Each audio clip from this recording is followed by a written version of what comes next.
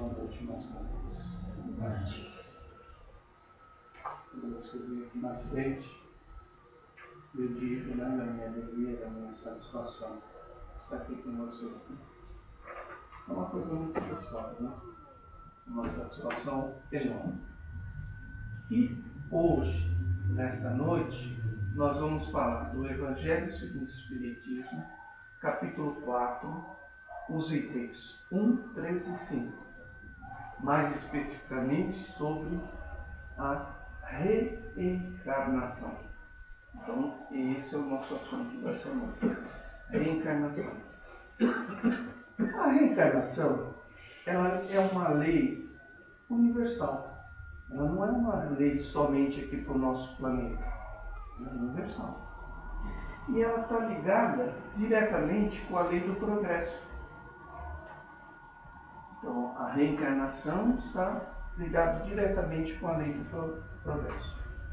Os nossos amigos espirituais, eles dizem o seguinte: tudo que existe aqui no plano material, na nossa matéria, existe no plano espiritual. Só que nem tudo que existe no plano espiritual existe aqui. Então, pensando nisso, nós devemos entender que lá na espiritualidade também tem reencarnação. Existem duas obras. Uma, a Imagem do Além, de Egorina Cunha. Ela nos mostra até que existe sim, cemitério lá em cima. E a obra de André Luiz, Evolução em Dois Mundos, mostra que o espírito desencarna. Mas olha, nós não vamos nos preocupar com isso. Nós estamos querendo apenas trabalhar a encarnação do espírito no corpo material, nesse corpo físico que nós temos. Né? Porque nós sabemos que nós fomos criados em espírito, imortais, simples e ignorantes, mas imortais. Nós não somos eternos, eternos só Deus, nós somos imortais. E nós não somos imperfeitos, nosso espírito é perfeito, perfeitíssimo, na sua natureza. O espírito é perfeito, ele é uma centelha de Deus, nós temos todas as potencialidades para chegarmos a uma perfeição humana, total. Então, acreditar que nós somos imperfeitos é pôr em dúvida a perfeição do Criador. Por quê? Se o Criador é perfeito, como ele cria seres imperfeitos? Então a criação dele é imperfeita? Então ele não é perfeito. Bom, mas vamos focar a reencarnação. Então nós vamos falar disso, da reencarnação. A doutrina espírita, ela não criou a reencarnação. Muitas pessoas que combatem a doutrina espírita e combatem a reencarnação afirmam isso, que eles inventaram. Não, isso não é verdade. Por que não é verdade? Olha, os indianos, os gregos, os hinduístas, os egípcios, os budistas, os judeus, os muçulmanos, todos eles acreditam na reencarnação.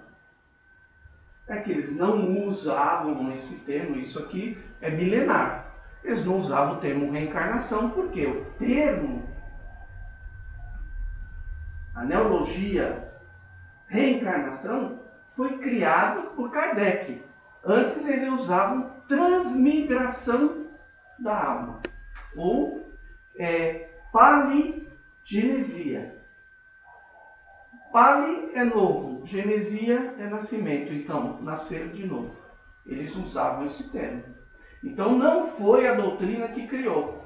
As pessoas que combatem o espiritismo afirmando isso estão enganadas. Deveriam estudar um pouquinho mais e ver que isso é milenar.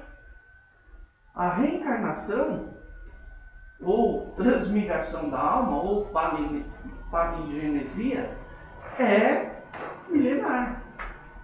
Bem, muito bem. Pitágoras, já antes do Cristo, ele também pregava, só que ele pregava metempsicose, que também é a reencarnação. Só que eles acreditavam que se nós cometêssemos um erro muito grave, nós voltaríamos como um animal, relacionado ao erro que eu cometi. Aí reencarnaria como um animal de acordo com o erro. Que não é verdade, né? Depois Plotino conseguiu mudar o pensamento das pessoas e acabaram não mais praticando isso, né? Pascal, Santo Agostinho, São Jerônimo eram todos reencarnacionistas. A Bíblia, essa que nós conhecemos, originalmente, ela falava muito de transmigração da alma. Ela tinha várias passagens de transmigração da alma. Mas, no ano de 553, o Constantino, a pedido da sua esposa Teodora, retirou os termos transmigração da alma do concílio de Constantinopla. Por quê? Porque essa esposa dele, Teodora, ela era uma mulher que comercializava as energias sexuais, né? Então, quando ela passou a viver com o imperador, passou a ser uma imperatriz, dizem os historiadores que ela mandou matar todas as companheiras dela. E aí ela ficou com receio de ter que voltar para isso. E olha só que ela pensou, então vamos tirar das escrituras esse termo, transmigração da alma, porque não existe mais. E aí Constantino acatou e nesse concílio de Constantinopla retirou. Isso é o que nos diz a história. Bem, mas no Evangelho segundo o Espiritismo, como nós dissemos, no capítulo 4, itens 1, 3 e 5, ele aborda alguns itens do Novo Testamento. Vamos lá, vamos ver esses itens, que não foi retirado na época. Olha, item 1. E veio Jesus para os lados da Cesareia de Filipe e interrogou os seus discípulos, dizendo: quem dizem os homens que é o Filho do Homem? E eles responderam: uns dizem que é João Batista, mas outros dizem que é Elias, e outros dizem que é Jeremias, ou algum dos profetas. Disse-me então Jesus: e vós, quem dizes que eu sou? Respondendo Simão Pedro, disse: tu és o Cristo, Filho de Deus vivo. E respondendo Jesus, disse: bem-aventurado és Simão, filho de Jonas, porque não foi a carne e o sangue que te revelaram isso, mas sim meu Pai que estás nos céus. Por aqui a gente já pode perceber que ele disse: olha, não foi o seu corpo físico que te revelou isso, você tem um espírito, e Deus revelou a você no seu espírito. Aí a gente já percebe que existe uma ligação do nosso corpo com o nosso espírito. Não exatamente ainda nos mostra a reencarnação, mas já mostra essa ligação. Eu tenho um espírito e eu tenho um corpo e existe uma ligação. Ok. No item 3 aqui do capítulo 4, né, esse capítulo 4 ninguém pode ver o reino de Deus se não nascer de novo. Capítulo 4 do Evangelho segundo o Espiritismo. Item 3. Após a transfiguração, e os discípulos lhe perguntaram, dizendo: pois, porque dizem os escribas que importa vir Elias primeiro.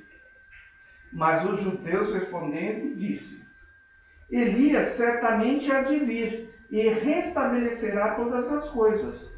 Digo-vos, porém, que Elias já veio. Os judeus acreditavam que antes do Cristo teria que vir, que o Cristo era o Messias, estava prometido que o Elias viria. Mas eles não reconheceram Elias, o João Batista, como Elias. Né? E os políticos da época, toda aquela trama que ele acusava o imperador porque ele tinha matado o irmão para ficar com a mulher dele, enfim. Né? E Salomé pediu a cabeça dele e ele foi degolado, João Batista. Então ele estava falando de João Batista. E fizeram dele o que quiseram. Assim o Filho do Homem há de padecer as suas mãos. Então compreenderam os discípulos que era de João Batista que ele falava. Mateus, capítulo 17, item 10. Então ele estava se referenciando a João Batista. Falou, Elias já veio. Que João Batista Elias reencarnou como João Batista. Se a gente olhar a história de Elias, a gente vê que houve uma disputa, porque tinha os sacerdotes que cultuavam vários deuses, aí ele fez uma disputa para ver quem tacava fogo no altar, e ele venceu.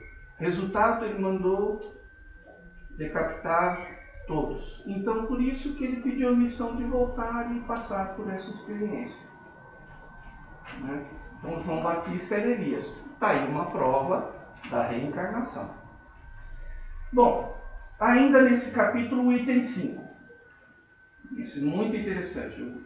Dos três, o que eu mais gostei foi esse. Daquele Nicodemos bar Nicodemos, que era filho de Nicodemos também. Ele era Nicodemos, filho de Nicodemos.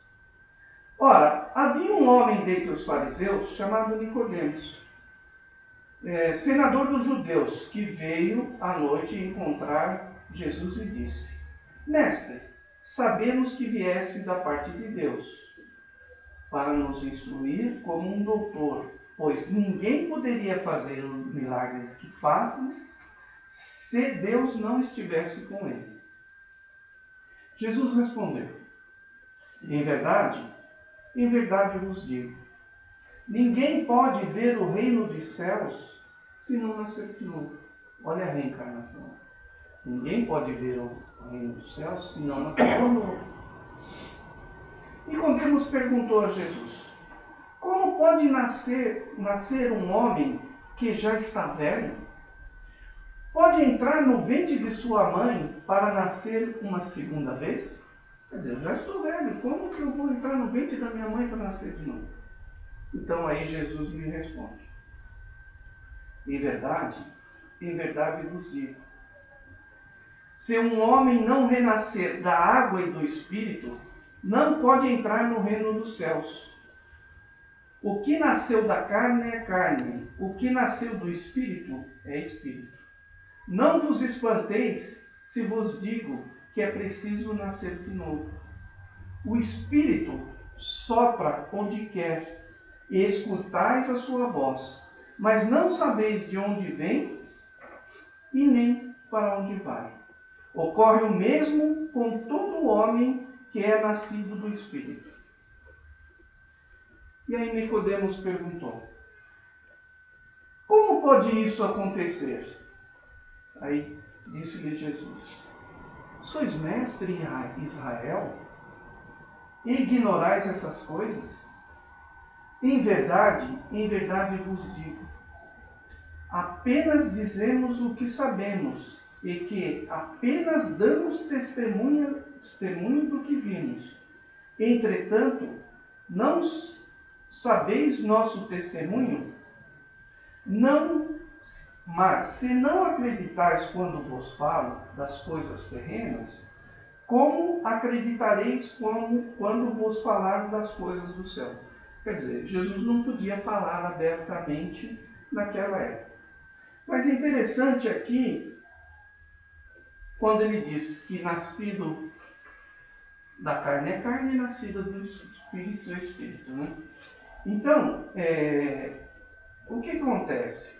Nós sabemos que nós ficamos 9 meses mergulhados dentro da água no útero materno. Os cientistas nos provaram que nosso corpo é 70% água. Então, quando eles dizem nascido da água, entendemos que ele está falando nascer fisicamente no corpo material. Okay? Então, essas passagens, depois se vocês quiserem ler, esse capítulo 4, ninguém pode ver o reino de Deus se não nascer de novo. Itens 1, 3 e 5. Ok? Muito bem. Ok. Mas, voltando um pouco à reencarnação, no Livro dos Espíritos tem uma questão, que é a questão 132, que pergunta justamente isso. Qual que é o objetivo da reencarnação? Por que nós reencarnamos? Respostas dos nossos amigos espirituais. Deus lhe impõe a reencarnação para permitir levar-nos à perfeição. Deus nos impõe. Olha só. Onde a gente ouviu falar que Deus impõe alguma coisa a nós? Ele nos dá o livre-arbítrio sempre. A primeira imposição que a gente ouve falar é da reencarnação. Ele nos impõe. Então essa imposição é o único determinismo que existe. Não existe mais determinismo. Nós poderíamos estar aqui hoje ou não podíamos estarmos aqui hoje. Nós podemos acreditar em Deus ou não acreditar em Deus. Nós podemos acreditar na reencarnação ou não. Mas nós não podemos deixar de reencarnar. Porque é uma prova da justiça, da bondade, da misericórdia de Deus para conosco. Olha que interessante. Então, a reencarnação nos permite caminhar para Deus, aprender a servir. Ela nos permite construir o reino de Deus dentro de nós, no nosso íntimo. Olha que interessante. Agora, só por curiosidade, a espiritualidade nas obras de André Luiz nos diz o seguinte: nós estamos já há 10 mil anos aqui no planeta. 10 mil anos. Nesses 10 mil anos já ocorreram 115 bilhões de encarnações. A ONU, numa pesquisa que fez, disse o seguinte: a cada 3 segundos nasce uma pessoa. Hoje. A cada 9 segundos morre uma. Então, para cada 3 que nascem, morre uma. Então, nesse tempo que nós vamos estar falando aqui, nós já terão nascido, do início ao fim da nossa explanação, já terão nascido 500 pessoas. E terão morrido 166 pessoas. E alguns dizem: nossa, a fila está enorme lá em cima, mas nunca se reencarnou tanto. Ah, mas os casais têm um filho só. Claro, tem uns 7 bilhões de pessoas aqui no planeta. Imagine se não tivesse 10 filhos. Nós íamos encher a Terra em algum tempo. Né? Bem, mas isso é só por curiosidade. Tá? Não nos importa muito. O que nos importa mesmo é falar sobre a reencarnação. Existem limites para a reencarnação? Não. Como nós falamos, houveram 15 bilhões de encarnações. 10 mil anos. Muitos de nós nem têm 10 mil anos ainda. Mas nós podemos ter 1, 2, 3, 10 encarnações. De acordo com a necessidade e de acordo com o nosso merecimento. Então nós reencarnamos de acordo com a necessidade e o merecimento. Bom, agora como é que nós provamos que existe reencarnação? Um pesquisador, Banerjee, senhor Banerjee, ele pegava pessoas para provar. Ele não era religioso, ele era um pesquisador. Então ele via marcas de nascença e via que era uma marca que a pessoa tinha sofrido um acidente, alguma coisa, E tinha. Ele pegava pessoas que tinham lembranças da vida anterior, então ele contava os casos. Dons, crianças que já saíam tocando instrumentos ou fazendo coisas, né, na matemática, física, química, enfim. Nós temos, às vezes, uma coisa que chama déjà vu. Às vezes você está num lugar e você sente um déjà vu. O que é o déjà vu? Já estive aqui, tive a impressão de já ter passado por essa situação. Isso também, muitas vezes, é uma prova da reencarnação. Então, existe várias pessoas que trabalharam nisso. William Crookes, ele foi contratado pela Academia de Ciência, ele era físico e químico, para os fenômenos mediúnicos. E, ao contrário disso, ele acabou provando. E ele foi uma das pessoas, ele criou esse termo que a gente usa, ectoplasma. E ele acabou sendo um reencarnacionista.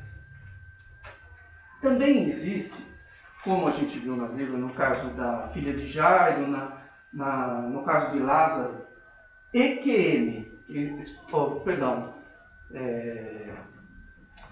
o EQM não é necessariamente o caso do Lázaro, né? Pode ser, mas não necessariamente. Mas a gente chama de letargia ou catalepsia, né? Para ser mais exato. No caso do Lázaro foi isso que aconteceu. Isso, muito bem. Foi catalepsia. Ele não havia morrido. Ele não morreu de verdade. Ele teve uma parada cardíaca, mas ele não chegou a morrer. São os casos de letargia e catalepsia, onde a pessoa fica com sinais vitais muito fracos, mas ela não morreu. Então, isso que eles chamam de ressurreição. Quando eu fui pesquisar sobre ressurreição, a melhor definição que eu encontrei é assim, que na verdade não existe um tipo só de ressurreição. O que nos confunde é que existem dois tipos. Esse que nós mencionamos, que é a catalepsia, né, é um tipo. Agora, existe a ressurreição da alma, que é o que nós estamos falando hoje, a reencarnação. É a ressurreição da alma. A alma volta a habitar um corpo novo. Quando nós estamos na espiritualidade, nós planejamos a nossa encarnação. Olha só, gente. Nós escolhemos a família, o trabalho, as provas, de acordo com a necessidade, o sexo que nós vamos ter, masculino ou feminino. Nós escolhemos tudo isso. E quando chegamos aqui, nós falamos, eu não pedi para nascer. Mentira. Nós não pedimos, nós imploramos para nascer. E nós planejamos tudo isso. Inclusive, quando o feto está sendo gerado, o espírito é ligado ao feto por aquele cordão de prata, que nós já ouvimos falar. E ele, no perispírito, já trabalhou todas as deficiências, todas as características que o corpo tinha que ter. Ele já está com o perispírito daquele jeito que ele precisa estar quando encarnado. E ele fica imprimindo essas impressões no feto. Por que os irmãos são diferentes? Porque eles não são exatamente iguais se eles vieram do mesmo pai, da mesma mãe. O Espírito imprime nele as suas características, as suas necessidades. Então, até as suas doenças físicas, problemas físicos que ele precisa ter, ele imprime, ele fica ligado. E é interessante, hoje eu assisti uma palestra da Anete Guimarães, diz que até 3 anos nós temos que tomar muito cuidado com as crianças. Porque o espírito não está totalmente ligado lá, ele está ouvindo tudo que você está falando e está entendendo tudo. O espírito, não o neném. E muitas pessoas já tiveram problema de falar alguma coisa e a criança ficar ressentida, depois rejeitar o pai ou a mãe por causa daquilo que ele ouviu. Olha que interessante. Só depois dos 3 anos é que ele começa a desligar. E a reencarnação, ao contrário de que muita gente acredita, ela só se completa aos 7 anos. Aproximadamente, não vamos dizer se todo mundo 7 anos, não são mais precoces. A epífise começa a trabalhar, começa a ser trabalhada na sexual, enfim. Mas ela só se completa aos 7 anos. Certo? Bom, Mas, para finalizar a reencarnação, é importante nós entendamos o seguinte: Deus não castiga ninguém. Deus não é um Deus punitivo, um Deus vingativo. Deus é um Deus de amor. A reencarnação é uma prova da justiça, da bondade, da misericórdia de Deus. Os banqueiros que olham para a gente e falam: olha, deixa eu ver que negócio que eu vou fazer com essa pessoa para ganhar o dinheiro dela. Eles que pensam assim da gente, eles não financiam a casa da gente em 20, 30 anos com juros baixinhos? Não existe isso num país capitalista como nós estamos? Como que o banqueiro faz isso? Se o banqueiro faz isso, sendo ele materialista, nosso Pai, ele não faria algo melhor ainda por nós? Esse algo melhor é a reencarnação. É esse financiamento que nós fazemos. Olha, meu Deus, eu não posso pagar todos os meus débitos de uma vez. Me permita vir dessa vez e quitar somente esses. Aliás, para fechar bem essa parte, eu já citei outro dia aqui um caso de que foi planejada a reencarnação. Uma pessoa quando ela estava encarnada, ela foi responsável por outra pessoa perder o braço. Quando essa pessoa desencarnou, ela foi lá em cima e ficou totalmente ressentido, sentindo culpa por ter feito aquilo. E pediu para Deus, falou: eu quero reencarnar e eu quero, com certa idade, que me aconteça a mesma coisa para eu sentir na pele o que eu fiz para aquela pessoa. Planejou toda a encarnação, a família, todo o emprego e veio. Só que essa pessoa começou a trabalhar no bem, no amor, na caridade. Ela começou a mudar. Ela começou a fazer uma reforma íntima, que é o que nós temos que fazer. E trabalhar efetivamente no bem. E tinha dia marcado para o acidente. Chegou o dia marcado. E ela realmente sofreu aquele acidente. Só que ela tinha que perder o braço, e ela perdeu o dedo. Somente para ela se lembrar daquilo. Então, gente, nós estamos aqui para aprendermos a amar. Nós estamos aqui para nós irmos até Deus, para nós evoluirmos, crescermos, para nós todos, cada um de nós, faz parte da obra da criação. Cada um de nós tem um papel na obra da criação. Então que nós possamos entender essa oportunidade. Aceitar as coisas que nos acontecem. O sofrimento, aliás, a dor é obrigatória na nossa vida. O sofrimento na nossa encarnação. O sofrimento é opcional. Que nós aprendamos na nossa reencarnação a aceitar a providência divina, aceitar os acontecimentos da nossa vida e nos mudarmos, nos melhorar. Mais uma coisa que a doutrina nossa prega. Hoje melhor que ontem, amanhã melhor que hoje. Vamos todos nós aproveitarmos essa chance que Deus nos dá de reencarnar, vamos aceitar os acontecimentos e com certeza a nossa vida vai ficar melhor. Tá bom? Obrigado. Era só isso. Obrigado, Jorge. Obrigado, eu. Vamos então.